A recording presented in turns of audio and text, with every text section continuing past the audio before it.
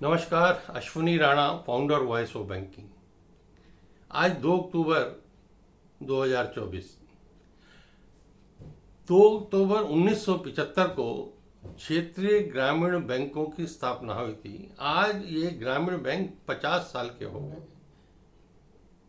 50 साल के इस सफर में ग्रामीण बैंकों ने बहुत लंबा सफर जो है वो तय किया है। शुरू में 5 बैंक ये बने, उसके बाद 196 तक इनकी संख्या पहुंच गई, लेकिन सरकार की समय समय पर बदलती नीतियों के कारण इनको मर्जर के बाद आज ये 26 राज्यों में और 3 केंद्र शासित प्रदेशों में 43 बैंक जो है वो काम कर रहे हैं और इनकी 22,000 से ज़्यादा की शाखाएं हैं। शुरू में जब ये बैंक खुले तो ये ग्रामीण बैंकों में छोटे मोटे बैंकिंग की सुविधा दे रहे थे, लेकिन आज ये बैंक जो है ग्रामीण क्षेत्र हो, सेमी अर्बन सिटीज़ हो, वहाँ पर भी अपनी सुविधाएं दे रहे हैं और पैरेलल सुविधाएं जो कि बाकी पब्लिक सेक्टर, प्राइवेट सेक्टर दे रहा है, वैसी ही सारी सुविधाएं ये दे रहे हैं। हालांकि इनकी सर्विसेज में कई बार कई चीज़ों का लिमिटेशन रहता है, चाहे वो एडवांसेस का हो या डिपॉजिट का हो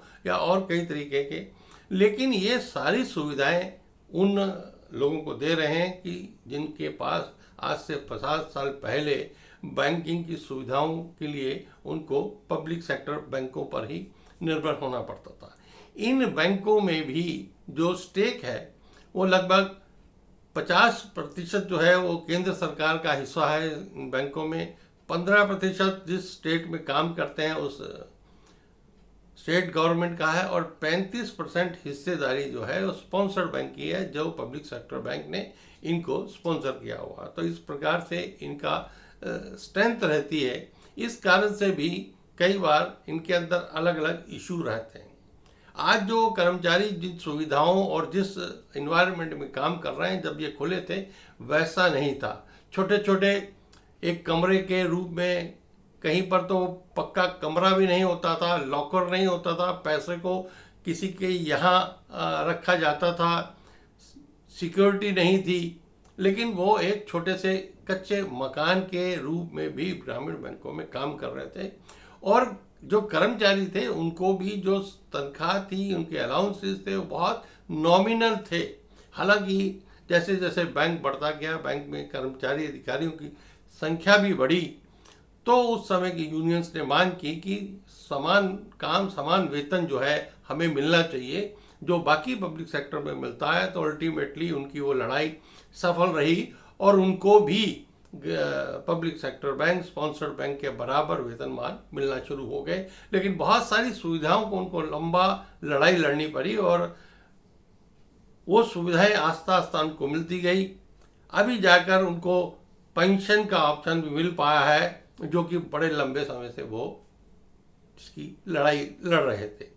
तो आज अगर देखा जाए तो ग्रामीण अर्थव्यवस्था में देश की इन ग्रामीण बैंकों को बहुत बड़ा रोल है और सरकार भी मानती है, लोग भी मानते हैं, लेकिन कई बार जो वहाँ काम कर रहे कर्मचारी हैं उनको उचित सुविधाएं और उचित अलाउंसेस ना मिलने के कारण तो वो अपने आप को पब्लिक सेक्टर से कहीं पीछे पाते हैं और आए दिन वो अपने मुद्दों को लेकर संघर्षरत भी रहते हैं और उसमें से ही उनको कुछ ना कुछ जो उनके मुद्दे हैं वो सॉल्व भी होते रहते हैं।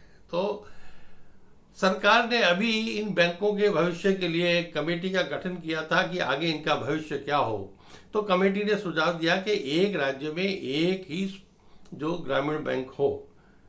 अभी बहुत जल्दी ऐसा एक फैसला सरकार लेने वाली है और एक राज्य में ये 43 की संख्या घटकर और जो है वो कम रह जाएगी।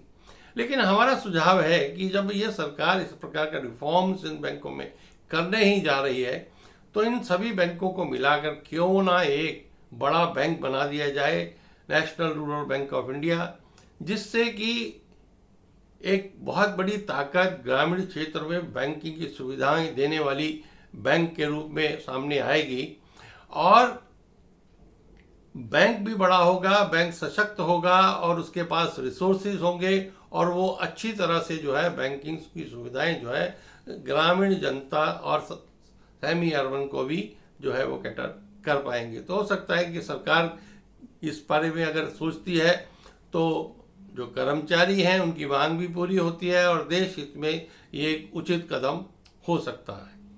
धन्यवाद। ग्रामीण बैंक के सभी कर्मचारियों को, अधिकारियों को उनके इस 50 वर्ष होने पर बहुत बहुत बधाई, शुभकामनाएं। आप इस प्रकार से देश की, गाँव की सेवा करते रहें, यही शुभकामनाएं हैं। मेरा वीडियो अच्छा लगा हो तो कृपया लाइक करें, शेयर करें और चैनल को भी सब्सक्राइब, ताकि और भी बहुत सारी जानकारी आप तक सामने आती रहे। नमस्कार।